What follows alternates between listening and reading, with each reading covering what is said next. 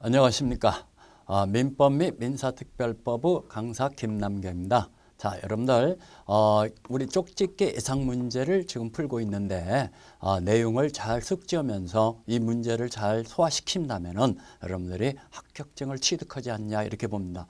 아무튼간 문제가 여러분들 기출 문제가 이런 식으로 이런 유형으로 출제된다는 걸 염두에 두시고 이 문제를 여러 번 반복해서 여러분들 것으로 만드세요. 이 내용을 잘 숙지해야만이 여러분들 시험장에서 생각납니다. 반복이 최고로 중요합니다. 반복이 우리 자격증을 취득한다 이렇게 생각하시면 됩니다. 자, 우리 지난 시간에 우리 반사의 질서, 불공정한 법률행위까지 정리를 하다가 마무리가 됐는데, 자, 이번 시간에도 좀 미진했던 부분 두세 문제를 더 풀어보면서 또 우리 부동산의 이중매매가 매년 나오다시피 하지 않습니까? 요 근래에서. 그렇기 때문에 이중매매도 또 정리를 해드리겠습니다. 우리 교재 99페이지 9번 문제를 들어갈 거죠. 99페이지 9번 문제. 자, 반사회적 법률행위 및 불공정한 법률행위에 관한 설명 중 옳은 것은? 자, 1번.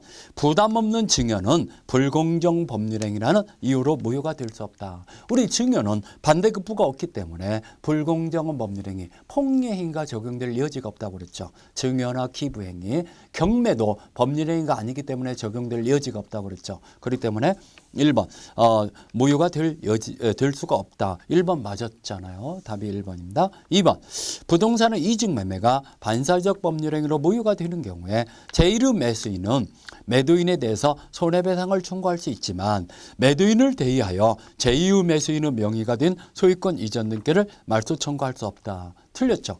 대의해서 말소 등기 청구할 수 있죠. 여러분들 부동산의 이중매매가 뒤에 문제가 어차피 나오니까 여러분들 이 기회에 또 정리를 해드려가면서 문제를 풀어갑시다. 부동산의 이중매매.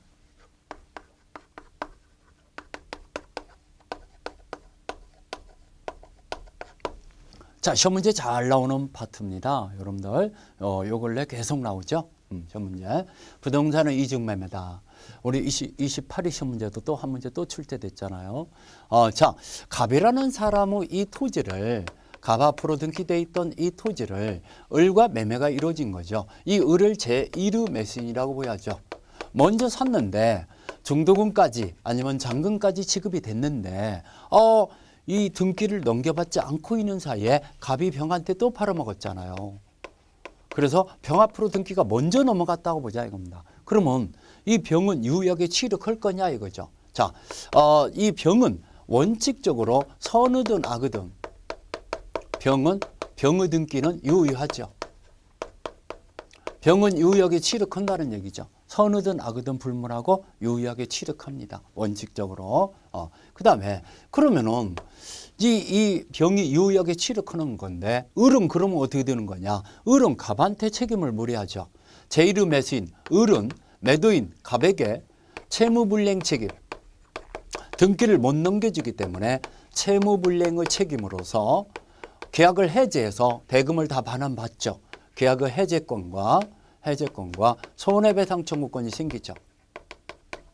손해배상을 청구할 수 있죠. 을은 갑한테.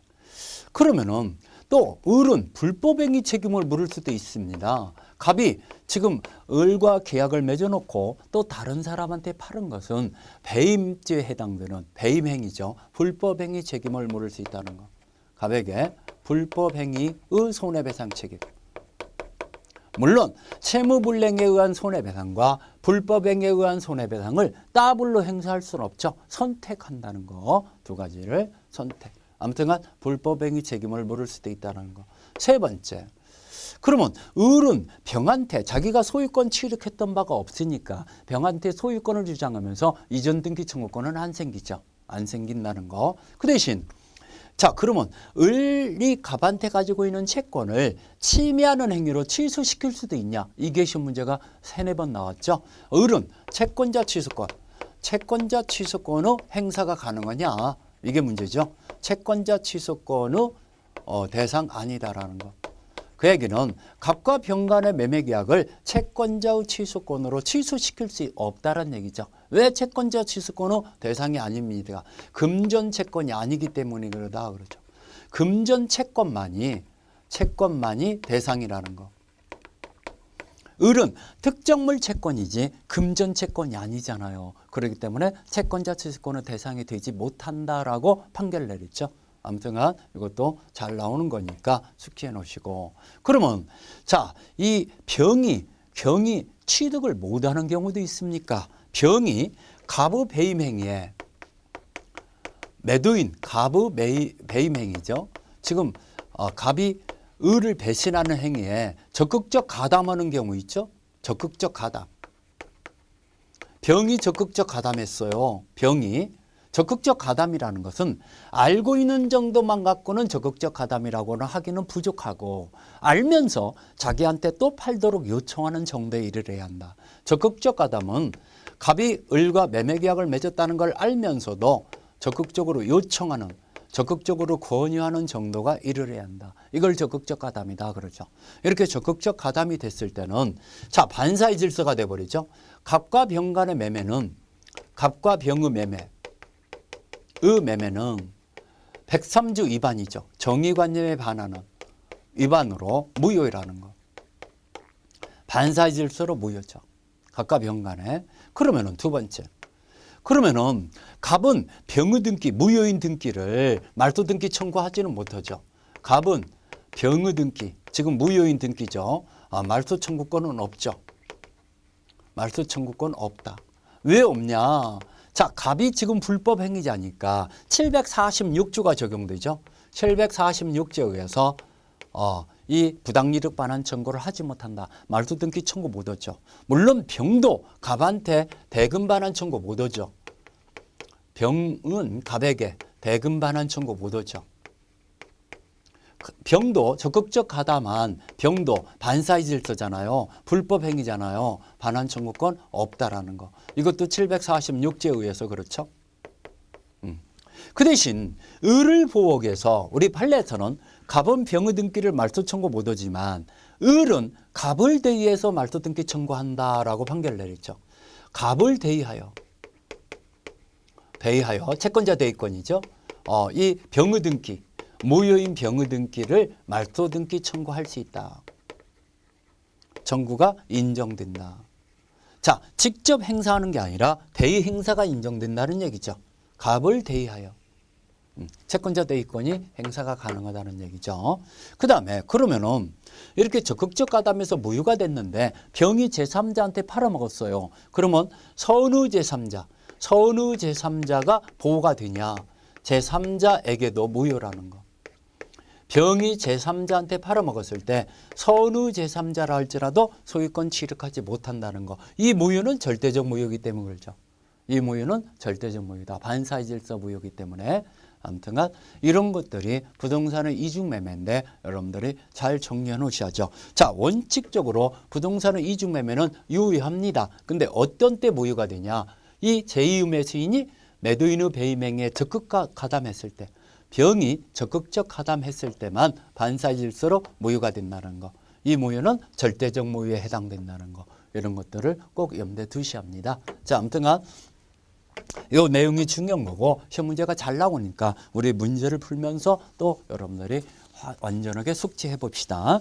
자, 2번을 다시 읽어보면은 부동산의 이중매매가 반사회적 법률 행위로 무효가 되는 경우, 자, 적극적 가담했다는 얘기죠. 무효가 되는 경우 제1의 매수인은 매도인의 손해배상 청구권을 할 수 있지만 매도인한테 손해배상 청구할 수 있죠. 제1의 매수인은 매도인에게 불법행위에 의한 손해배상, 채무불이행에 의한 손해배상 둘 중에 하나를 선택할 수 있다고 그랬죠. 손해배상 청구할 수 있지만 매도인을 대의하여 제2의 매수인의 명의의 소유권 등기를 말소 청구할 수 없다. 대의해서 병의 등기를 말소 등기 청구할 수 있다고 그랬죠. 그렇기 때문에 틀렸지 않습니까? 2번이. 한번 부동산 등기 특별조치법에 위반하는 중간 생략 등기는 사회 질서에 반하는 무효이다. 자, 중간 생략 등기는 단속 규정 위반 행위에 해당될 뿐이기 때문에 제재를 받을 뿐이지 사법상 효력은 유효하다고 강조했잖아요. 그러면 사회 질서에 반하여 무효이다 나왔으니까 틀렸죠. 4번 부착관계를 맺는 대가로 부동산을 증여받은 처음으로부터 그 부동산을 전득한 자가 그 사실을 알았던 경우에는 소유권을 취득하지 못한다. 자, 이거 증여받은 처음으로부터 이 자, 이거 여러분들 염두에 둡시다. 갑이라는 사람이 을과 첫 관계를 맺어요. 그러면 이거 반사의 질서죠. 그러면서 이 아파트를 증여하기로 했어요. 그러면 증여계약의 목적 자체가 반사의 질서니까 이 증여계약은 무효입니다. 그러면 이행을 안 했으면은 을은 갑한테 소유권 이전 등기 청구권이 안 생겨요. 근데 을한테 줬어요. 이행을 했어요. 그러면 갑이라는 불법 행위자를 도와줄 수 없으니까 갑은 이 말소 등기 청구 못 하죠. 이 등기를 무효를 주장하면서 말소 등기 청구하지 못합니다. 반환 부당이득 반환 청구가 부정된다고 그랬죠. 말소 등기 청구권이 없다라는 거. 그러면 을은 무효인 증여를 할지라도 반사적으로 이득을 취득하고 있죠. 반사적 이익이라고 그래요. 반사적 이익. 이득을 취득하고 있다 보니까 을이 병한테 팔아먹었어요. 그러면 병은 그 사실을 알았던 몰랐던 상관없어요. 이게 을 거니까 이 등기를 제거할 수 있는 사람은 없으니까 선의든 악의든 불문하고 병은 유효하게 취득하죠. 자, 이게 첫 관계로서 증여받은 부동산을 알면서 샀다 하더라도 병은 취득한다는 거. 그렇기 때문에 4번도 취득하지 못한다 나왔으니까 틀렸죠. 4번 틀렸습니다. 알든 모르든 병은 취득한다. 이걸 말소 등기 청구할 수 있는 사람이 없기 때문에 그렇죠. 5번 불공정한 법률행위 양당사자는 이미 이행한 것을 반환 청구할 수 있다. 양당사자는 이래서 틀렸죠. 피해자는 반환 청구할 수 있지만 폭리자는 불법 행위자이기 때문에 746조가 적용돼서 그 반환 청구를 하지 못한다 그랬죠. 폭리자는 반환 청구 못하고 피해자만 반환 청구할 수 있다는 거. 그러니까 양당사자는 이렇게 나왔으니까 틀렸고 9번에 맞은 것은 1번밖에 없죠. 자, 10번으로 들어갑시다. 10번. 자, 우리 이 갑이 자신의 X 토지를 을에게 매도하고 중도금을 수령한 후 다시 병에게 매도하고 소유권 이전 등기를 해줬다. 바로 이 문제죠. 지금 우리 이중매매에 관한 문제죠. 갑이 을한테 팔았는데 다시 병한테 팔고 소유권 이전 등기까지 해줬다라고 나오죠. 틀린 것은 특별한 사정이 없는 한 병은 X토지의 소유권을 취득한다. 병은 선의든 악의든 불문하고 원칙적으로 유효하게 취득하죠. 병이 등기를 먼저 넘겨받았으니까 소유권은 병 것이라는 거 1번 맞았죠. 2번 특별한 사정이 없는 한 을은 최고 없이도 계약을 해지할 수 있다. 자, 을은 채무불이행으로서 갑에게 매매계약을 해지해서 매매대금을 다 돌려받고 또 손해배상도 청구할 수 있다고 그랬죠. 그러면 2번도 맞았죠. 한번 병이 갑의 을에 대한 배임행위에 적극 가담했어요. 적극 가담했다고 나왔죠. 병이 지금 갑의 배임행위에 적극 가담했어요. 적극 가담했을 때는 이 을은 병을 상대로 직접 등기 말소를 청구할 수는 없다. 맞았네요. 자, 대의 행사에서 을은 갑을 대의해서 병의 등기를 말소 청구할 수 있지만 직접 말소 등기 청구는 안 되죠. 왜? 을과 병 간에는 어떤 법률 관계가 없잖아요. 어떤 법률 관계가 없는데 직접 말소 등기 청구할 수 있는 건 아니죠. 그렇기 때문에 이 3번도 맞았고 4번 갑과 병의 계약이 사유질서 위반하에 무효인 경우 적극적 가담했으면 반사유질서 위반으로 무효라고 그랬죠. 무효인 경우 병으로부터 X토지를 전득한 정은 선의더라도 소유권 취득하지 못한다. 선의 제3자에게도 무효라고 그랬죠. 이렇게 무효가 된 경우는 선의 제3자도 무효이기 때문에 정이 다시 팔아먹었어요. 병이 정한테 다시 팔아먹었을 때 정은 선의예요. 선의예요. 이 매매로 인해서 이게 무효가 됐을 때는 무효일 때는 이 선의인 정도 무효라는 거. 이 무효는 절대적 무효이기 때문에 반사의 질서로 무효가 됐을 때는 절대적 무효이기 때문에 소유권 취득하지 못한다. 4번도 맞았죠. 5번 만약 병이 무가 병을 대리하여 이 X토지를 매수했다면은 갑의 배임행위에 적극 가담하였다면은 이러한 사정을 모르는 병은 소유권을 취득한다. 틀렸네요. 대리행에서 불공정 행위에 적용돼서 적극적 가담 여부는 대리인을 기준으로 판단합니다. 그러면 대리인이 적극적 가담했어요. 무라는 대리인이 적극적 가담했어요. 본인인 병이 그런 사실을 알든 모르든 상관없죠. 모르고 있다 하더라도 그 병은 제2의 매수인은 소유권 취득하지 못한다는 거. 대리인이 적극적 가담했을 때는 반사의 질서로서 이 제2의 매수인 병도 소유권 취득하지 못하기 때문에 취득한다 나왔으니까 5번이 틀렸죠. 다시 한번 정리합니다.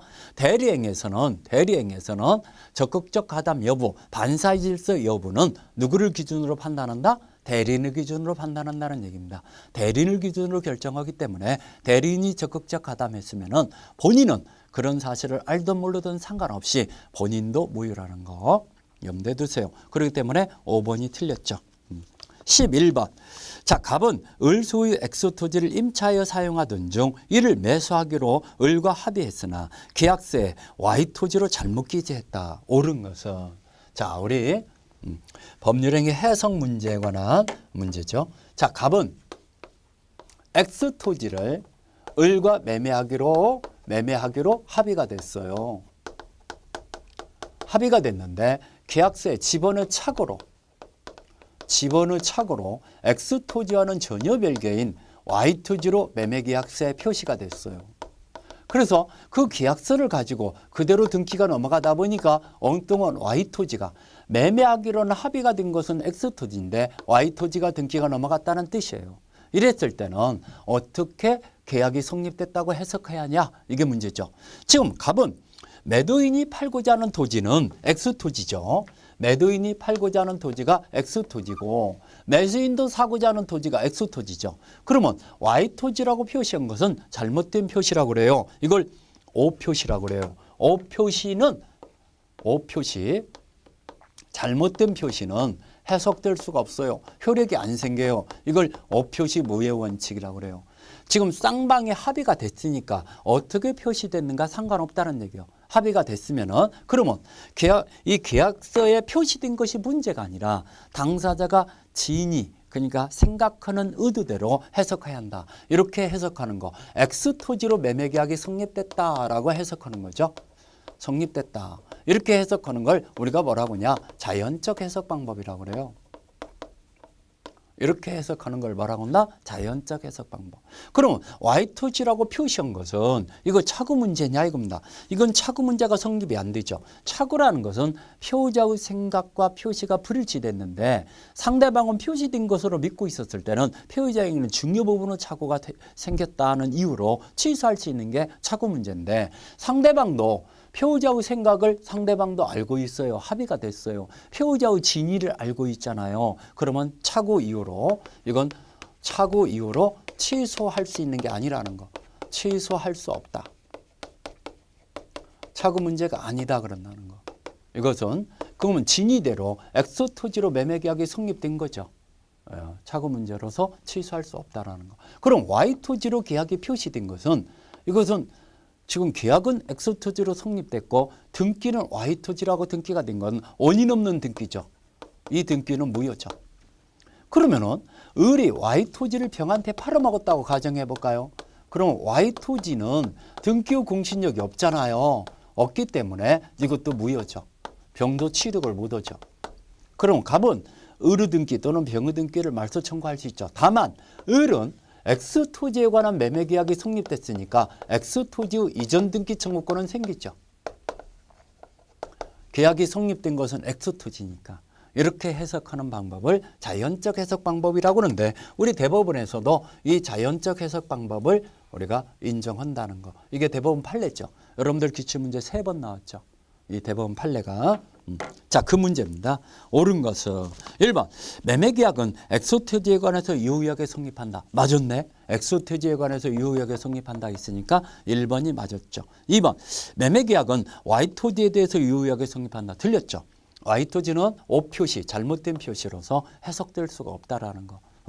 그래서 2번 틀렸고 3번 엑소토지에게 매매계약이 성립하지만 착오 이후로 취소할 수 있다. 이건 착오 이후로 취소 대상이 되는 게 아니라고 그랬죠. 왜? 피해자의 진위를 상대방이 알고 있으니까 여러분들 우리 개떡같이 얘기하더라도 그 피해자가 찰떡인지를 여러분들 상대방이 알고 있으면은 오해가 안 생기고 찰떡으로 이해하잖아요. 개떡같이 표시했더라도 그거나 마찬가지다. 이게 개떡이다 이겁니다. 근데 찰떡인지를 상대방이 알고 있어. 그러면 찰떡으로 해석한다 이겁니다. 그러면 오해 문제가 안 생기듯이 이러듯이 바로 착오 이후로 취소할 수 없다라는 거. 4번 Y 토지가 매매계획 성립하지만 차고 이후로 취소할 수 있다. 이것도 4번도 틀렸죠.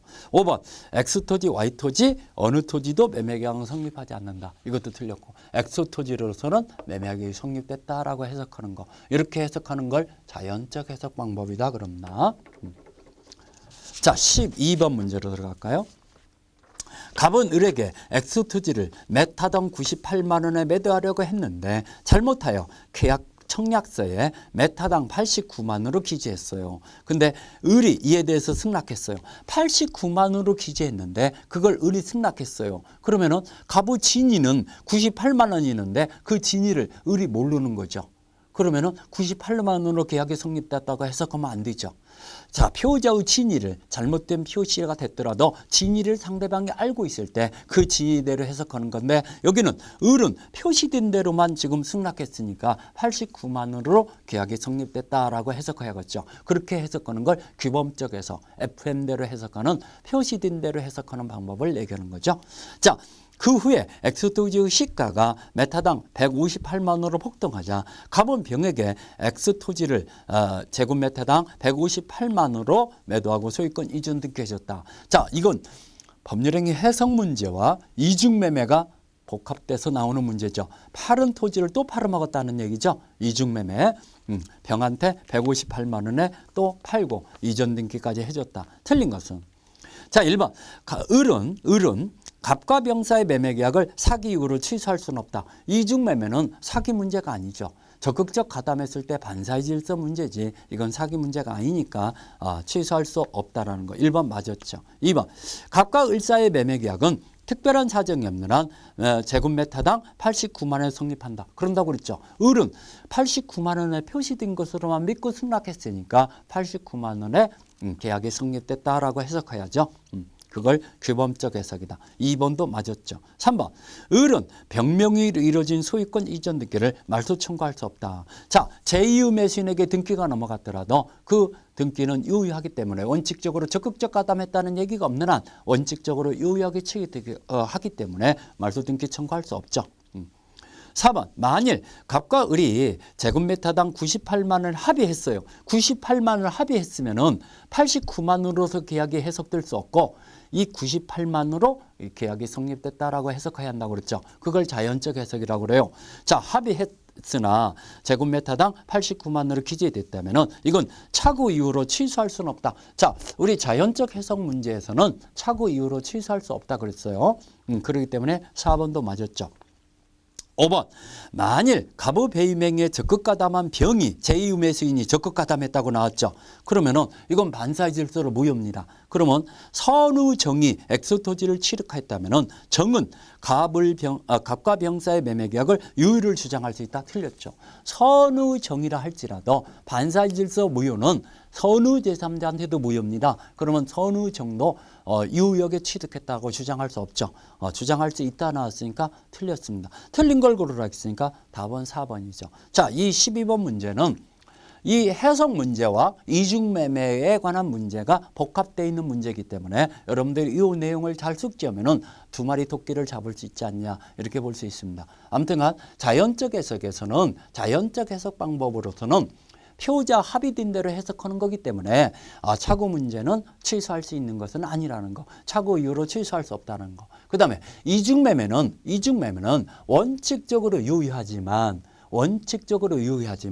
제2 매수인이 적극적 가담했을 때 반사의 질서로 무효라는 거. 적극적 가담했을 때 그러면 이 반사의 질서 무효는 절대적 무효이기 때문에 선의 제3자한테도 무효를 주장할 수 있다는 거. 선의 제3자도 소유권을 취득하지 못한다는 거 꼭 좀 잘 정리해 놓으세요.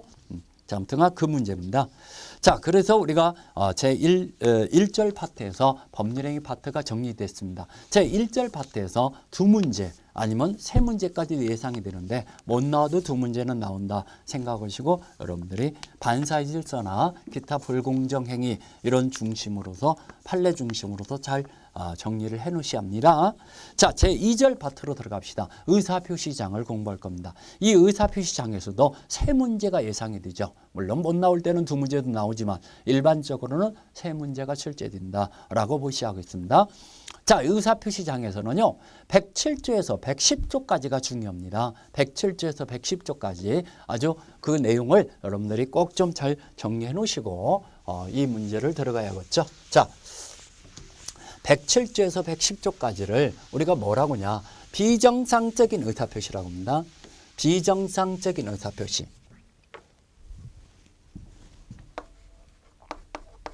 비정상적인 의사표시다. 107조에서 110조까지. 자, 이 내용이 두 문제 내지 세 문제는 출제된다는 거. 요 내용. 자, 비정상적인 의사표시는 표자의 생각과 표시가 불일치되는 거. 생각과 표시가 안 맞았어요. 이게 표시가 불일치되는 거. 이걸 비정상적인 의사표시라고 하죠. 맘먹은 대로 표시가 안 된 거죠. 잘못 표시된 거죠. 우리 뭐 얼마 전에 농협에서 1,500만 원의 수표를 끊어준다는 것을 150억짜리 수표를 끊어줘 갖고 난리 났었죠. 농협에서.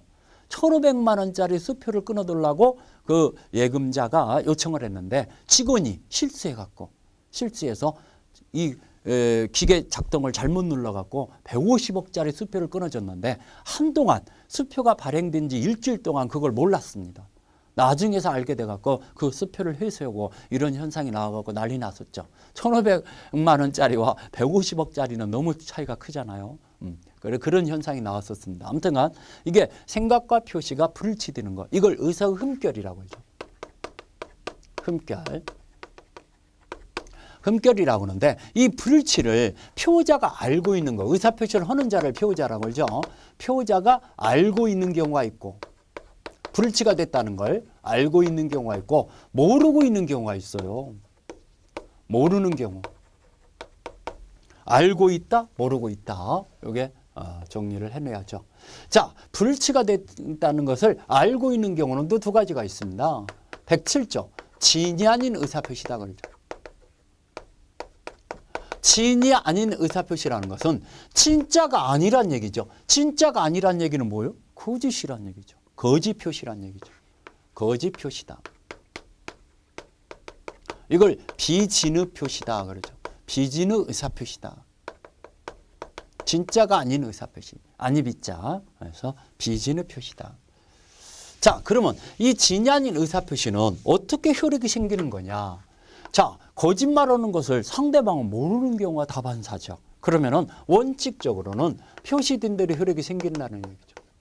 원칙적으로. 왜? 상대방은 표자의 진이 아님을 몰랐어요. 또 알 수도 없었어요. 그렇기 때문에 그대로 유의하다는 얘기죠. 원칙은 유의합니다. 그렇지만 예의적으로 상대방이 알았다든가 알 수 있을 경우가 있겠죠. 그러면 알고 있는 상대방을 보호해줄 값어치가 없으니까 상대방이 알았다 또는 알 수 있었다. 알았던 경우나 알 수 있었다. 이러면은 무효죠. 물론 이 무효를 가지고는 선의 제3자한테 대항하지 못한다 그럽니다. 이 무효를 가지고는 선의 제3자한테 대항하지 못하는 우리가 조금 전에 공부하는 무효, 반사의 질서 무효나 불공정의 무효는 선의 제3자한테도 대항 가능한 절대적 무효라고 공부했던 바가 있잖아요. 근데 이 무효는 선의 제3자한테는 대항하지 못하는 상대적 무효죠. 예? 대항하지 못한다. 그러면 그 무효임을 모르고 새로운 이해관계를 맺은 자한테는 무효임을 주장하지 못한다는 얘기잖아요. 이 자한테는 유효하다는 얘기죠. 선의, 새로운 이해관계를 맺은 자가 무효임을 모르고 맺었을 때는 유효하다는 얘기죠. 이게 우리 진이 아닌 의사표시라는 거. 그러면 우리 뭐 알고 있는 경우가 또 하나 있어요. 통정허위 표시라고 그러죠. 통정허위 의사표시.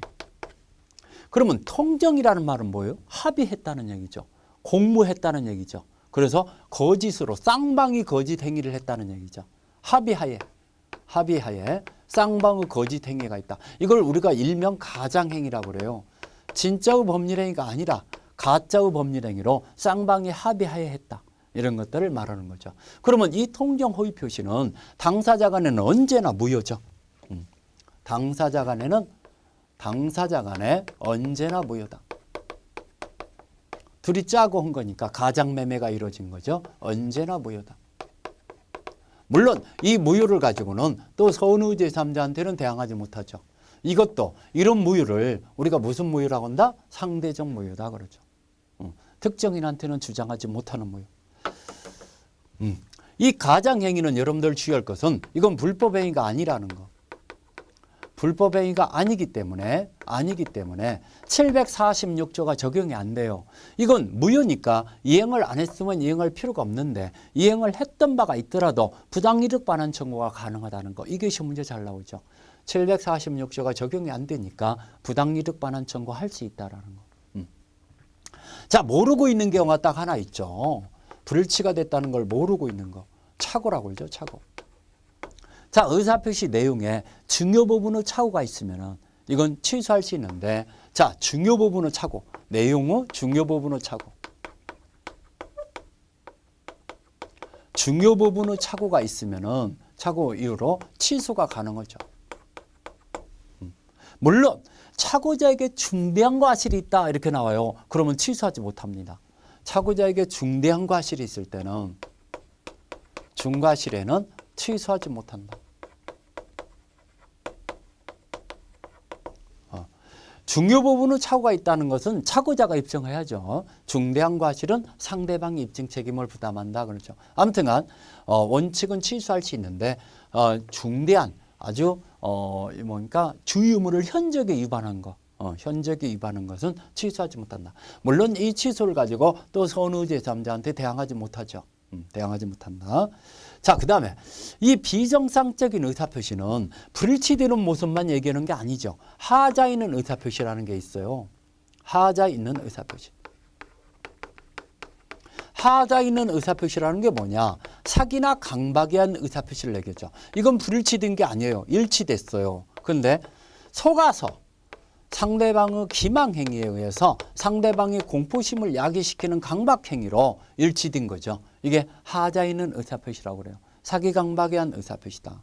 그러면 사기 강박은 우리 이 뭡니까? 상대방이 사기 강박한 경우, 제3자가 사기 강박한 경우로 두 가지로 나눠봐야죠. 제3자. 의 사기 강박. 시험 문제는 제3자의 사기 강박 쪽이 시험 문제가 잘 나옵니다. 그러면 상대방이 사기 강박을 했을 때는 사기 강박을 당한 자는 언제나 취소할 수 있죠. 그렇지만 제3자가 사기 강박을 했을 때는 상대방이 그 사실을 알았다든가 상대방이 있는 의사표시일 때는 상대방이 알았다 또는 알 수 있었다. 알 수 있었던 경우에 한하여 취소할 수 있다. 상대방이 제3자가 사기를 쳤다는 사실을 알았다든가 알 수 있을 경우 하나에 취소할 수 있다. 물론 이 취소를 가지고는 또 선의 제3자한테 대항하지 못한다. 자, 이 선의 제3자한테 대항하지 못한다. 이게 굉장히 중요한 내용이니까 여러분들 내용을 좀 정리해 드릴 테니까 이 내용을 좀 숙지하셔야 합니다. 7가지로 숙지하세요.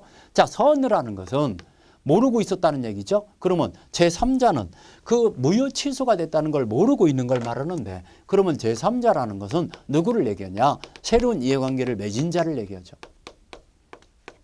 새로운 이해관계를 맺은 자. 새로운 법률관계. 무효 취소 사유에 의해서 새로운 법률관계를 맺은 자를 제3자라고 한다는 거. 두 번째, 이 제3자는 선으로 추정된다는 거. 선으로 추정되기 때문에 악의임을 누가 입증하느냐? 무효 취소임을 주장하는 자가. 악의는 무효를 주장하는 자, 취소를 주장하는 자가 입증해야 한다. 선으로 추정되니까. 자, 이거 잘 나오죠. 세 번째. 제3자는 선의이기만 하면 보호가 되냐? 무과실까지도 있어야 하냐? 선의이기만 하면 보호가 되죠. 제3자는 무효 취소인지를 모르고 있었으면 보호가 되는 거지. 그 모르는데 잘못까지 없이 하는 건 아니죠. 무과실은 필요 없다.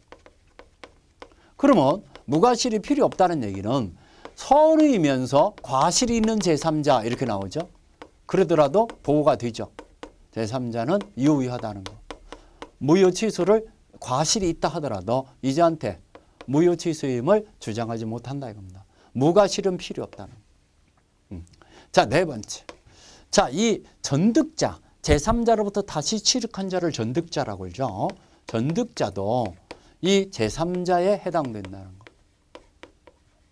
해당한다. 그래서 이 무효인 제3자를 할지라도 전득자가 선이에요. 무효인, 그러니까 악의의 제3자, 악의의 제3자로부터 다시 취득한 로부터 취득한 전득자가 선이에요. 선의 전득자. 선의 전득자는 보호가 되죠. 유효하다는 거. 제3자는 악의이면 무효잖아요. 무효인 제3자로부터 다시 취득한 전득자가 선이에요. 그러면 이 사람도 제3자 속에 들어가니까 보호가 됩니다. 선의 제3자. 자, 다섯 번째. 그러면 선의 제3자 측에서 무효임을 주장할 수 있냐? 무효임을 주장하는 건 상관없죠. 보호받는 쪽에서 무효를 주장하는 건 무방하다는 거죠. 이자한테 무효임을 주장하지 못한다고 그랬죠. 유효하다고 그랬죠. 그렇지만 당사자 측에서 무효임을 주장하는 건 상관없다. 자, 선의 제3자로부터 취득한 자는, 다시 취득한 자가 전득자라고 그러죠. 전득자는 선의만 보호가 되는 게 아니라 악의도 보호가 된다. 선의 제3자로부터 취득한 전득자는 선의 악의 다 취득한다는 얘기죠. 여기 악의의 제3자로부터 취득한 전득자는 선의만 보호가 되죠. 그렇지만 여기는 악의도 보호가 된다는 거. 이게 시험 문제거리가 되죠. 선의 제3자로부터 취득했을 때는 일곱 번째. 취소권 행사되기 전에, 취소권 행사 전에 발생한 제3자만 보호가 되는 게 아니라 취소권 행사 후에 발생한, 취소권 전후, 행사 전후에 관계없이 선의 제3자, 선의 제3자는 다 보호가 된다는 거. 취소권 행사 전이든 후든 상관없이 선의 제3자는 보호가 된다. 자, 이 7가지 내용을 여러분들이 숙지해 놓으시면은 이게 107조에서 110조까지 다 똑같이 적용되는 내용입니다. 이 내용이 중요한 내용이죠. 시험 문제 참 잘 나옵니다, 이거. 그래서 정리를 해드렸습니다. 자, 우리 문제를 풀면서 또 확인 사살에 들어갑시다. 자, 1번 문제. 진이 아닌 의사표시에 관한 설명 중 틀린 거. 진이란 특정한 내용의 의사표시를 하고자 하는 피우자의 생각을 말하는 것이지 피우자가 진정으로 마음속에서 발언한 사항을 뜻하는 건 아니다. 정확합니다. 그 상황에서 최선이었던 것이 진이지 진정으로 마음속에 바라는 바를 뜻하는 것이다. 이러면 틀립니다. 진이란 진정으로 마음속에 바라는 바를 뜻하는 건 아니다라는 거. 그러면 1번 맞았죠. 2번 상대방이 피우자의 진이 아님을 알았을 경우에 피우자는 진이 아닌 의사표시로 취소할 수 있다. 이건 취소할 수 있는 게 아니라 알았던 경우나 알 수 있을 경우는 무효다 그랬잖아요. 이거 상대방이 진이 아님을 알았던 경우나 알 수 있었을 경우는 취소가 아니라 무효죠. 그럼 무효인 걸 취소할 수 있다 써놨으니까 틀렸죠. 틀린 질문이죠. 알았다든가 알 수 있을 경우는 무효이다 이래야죠.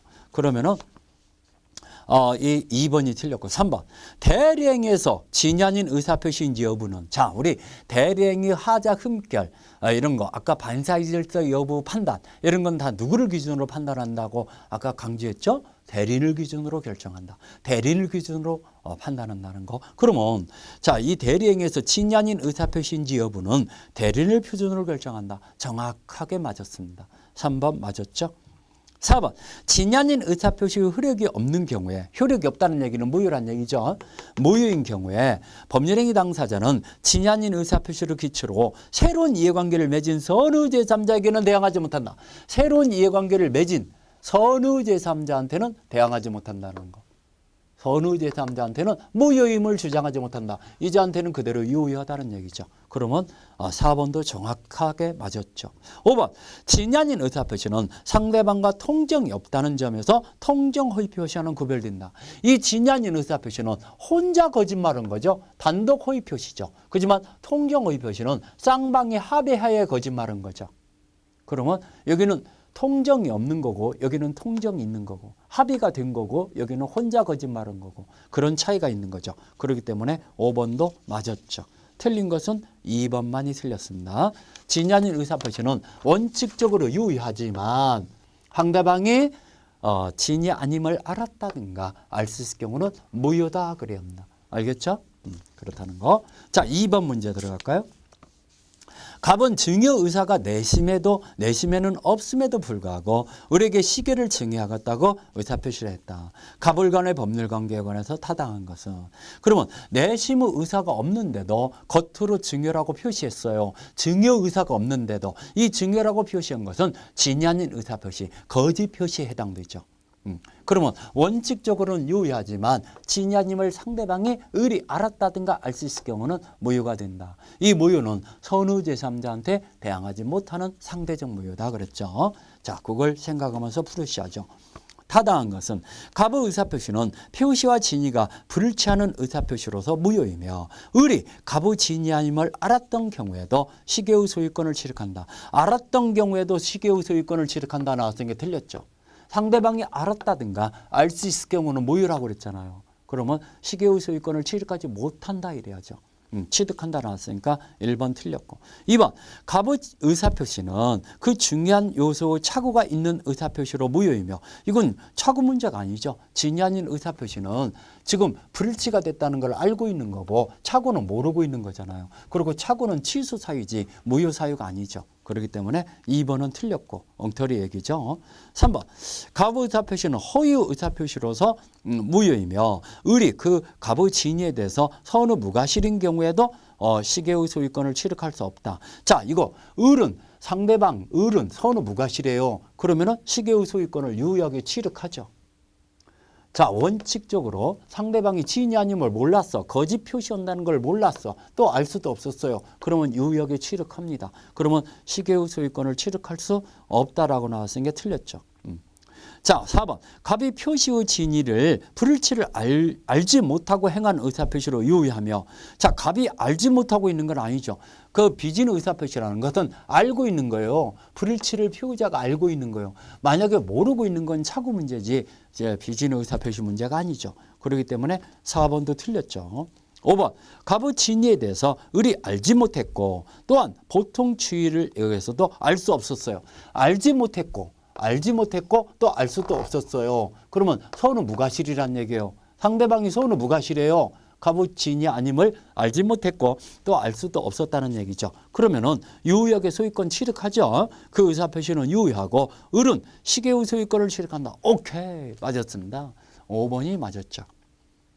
맞은 걸 골랐으니까 답은 5번입니다. 요 내용만 제대로 여러분들이 이해하면은 이런 문제는 읽음과 동시에 답이 나오는구나, 이런 걸 금방 알 수 있어요. 그래서 요 내용을 우리가 지금 핵심을 정리해 드렸는데 머릿속에 꼭 숙지해 놓으셔야 합니다. 요 내용이 2문제 내지 3문제까지 출제된다고 그랬죠. 자, 3번 문제로 들어갈까요? 갑은 그 엑스토지의 내심의 의사와는 달리 을에게 기부하고 내심 의사는 준다는 생각이 없었다는 얘기죠. 그리고 기부했어요. 증여했어요. 그러면은 생각과 표시가 불일치됐다는 얘기잖아요. 그걸 비진의 의사표시라고 그러죠. 그런데 을 앞으로 이전듣기를 마쳤어요. 갑을 간의 법률관계 중 옳은 것은. 자, 1번 갑의 의사표시는 무효이므로 을이 갑의 진위를 몰랐더라도 엑스토지의 소유권을 취득할 수 없다. 자, 이거 원칙적으로는 유효하게 취득하죠.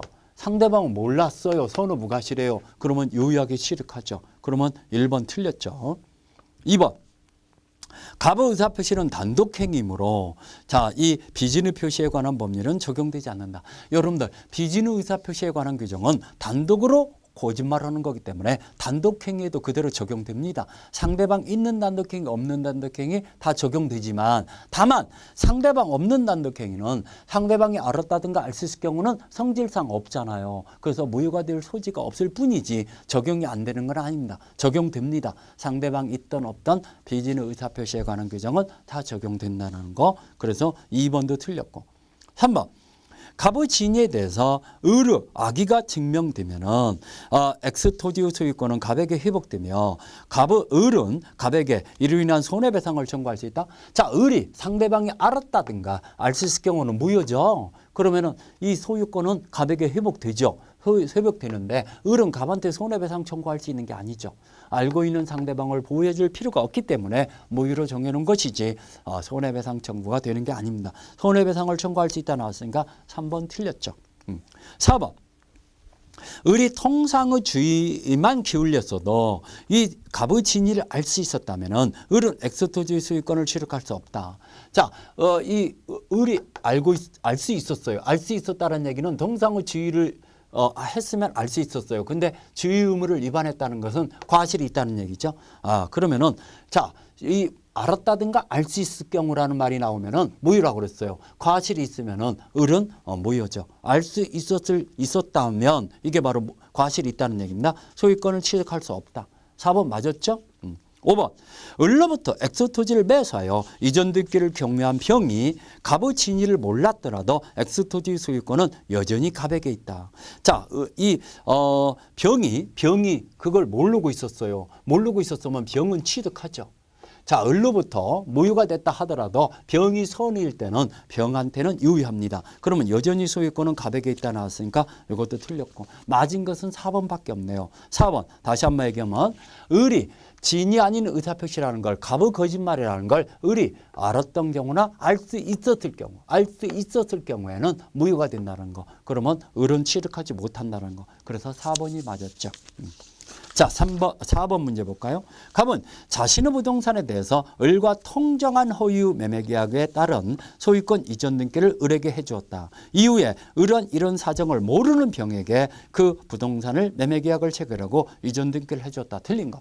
갑과 을 사이에 통정 허위 표시가 됐어요. 당사자 간에는 언제나 무효라고 그랬죠. 근데 이 무효를 가지고는 선의 제3자한테 대항하지 못한다고 그랬죠. 자, 아무튼간 그 문제죠. 그러면 병은 모르고 있었다고 했으니까 병은 유역의 소유권 취득합니다. 자, 틀린 거. 갑과 을의 매매 계약에 따른 채무를 이행할 필요가 없다. 당사자간은 언제나 무효이기 때문에 채권 채무 관계가 안 생기죠. 그러면은 갑은 아직 을에게 이전 등기를 안 해줬을 때는 등기를 넘겨줄 채무가 없죠. 그러면 1번 맞았고 2번 갑은 병을 상대로 이전 등기 말소 청구할 수 없다. 선의 병은 유역의 취득이기 때문에 갑은 무효를 주장해서 병한테 말소 등기 청구할 수 없죠. 그렇기 때문에 2번도 맞았죠. 3번 병이 부동산의 소유권을 취득한다. 선의 병은 부동산 소유권을 취득하죠. 4번 갑이 자신의 소유권을 주장하려면 병의 악의임을 입증한다. 자, 병은 선으로 추정받는다고 그랬어요. 악의임을 무효를 주장하는 갑 측에서 입증해야죠. 악의임을 무효를 주장하는 자가 입증해야 합니다. 선으로 추정받기 때문에. 그래서 4번도 맞았죠. 5번 병이 선의이더라도 과실이 있으면 소유권을 취득하지 못한다. 여기. 자, 여기 제3자는 선의이기만 하면 보호가 되는 거지 무과실까지는 필요 없다고 했어요. 그래서 선의 과실이 있는 제3자라더라도 보호를 받는다 그러죠. 유역에 취득한다. 선의 과실이 있다 하더라도. 그러면 선의 과실이 있을 때 소유권을 취득하지 못한다 했으니까 5번이 틀렸네요. 틀린 걸 고르라 했으니까 답이 5번이죠. 요 내용이 시험 문제가 잘 나오니까요. 여러분들 잘 숙지해 놓으셔야겠습니다. 여러분 여기서는 세 문제까지도 예상이 되니까 요 내용을 이 핵심을 잘 좀 머릿속에 정리해 놓으세요. 자, 우리 시간상 다음 시간에 또 이어서 문제를 풀어드리겠습니다. 자, 언제나 최선을 다하는 민법 강사 김남경이었습니다.